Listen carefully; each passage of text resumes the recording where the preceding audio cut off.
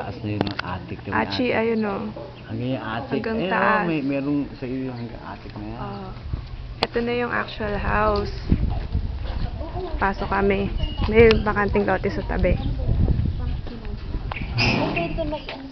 Kasi iko na yung mga kapitbahay. Ito yung mga kapitbahay mo. Pati ito yung likod na to. Ayan, ayan. Ayan, katapat mo. View agad.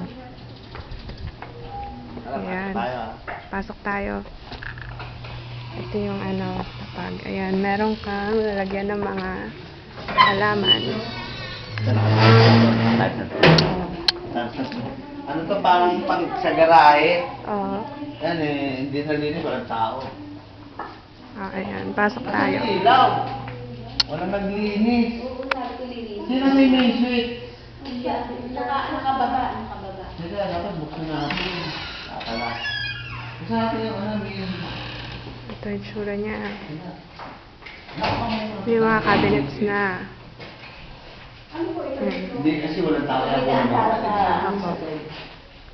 Ayan. Ang ganda na yung ceiling nyo. Walang tao yun, no? Walang tao. Walang tao dito. Nakababa yung... Ayan, may cabinet. Ito kamo. Hindi ba, ito ano sa baba naman ito, parang dirty kitchen na ano, in-improve nila. Ayan. Improve na dirty kitchen siya. Kaya in-improve yan going to attic. Ito Ito ba yung going to attic, Kate? Ito ba yung going to attic? Going to attic, yan. Ayan. Tapos merong Ito pa rin. merong extra na bakanting parang lot sa likod. Eh, improve na lang yan. Gagawin na lang ito. Ito ano lang naman ito eh, pwede mong improve yan.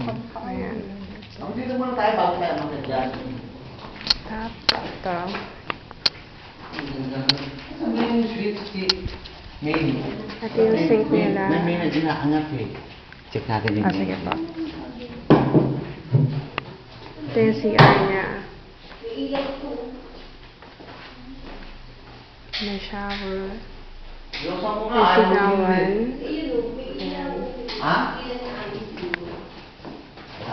May ilaw yan?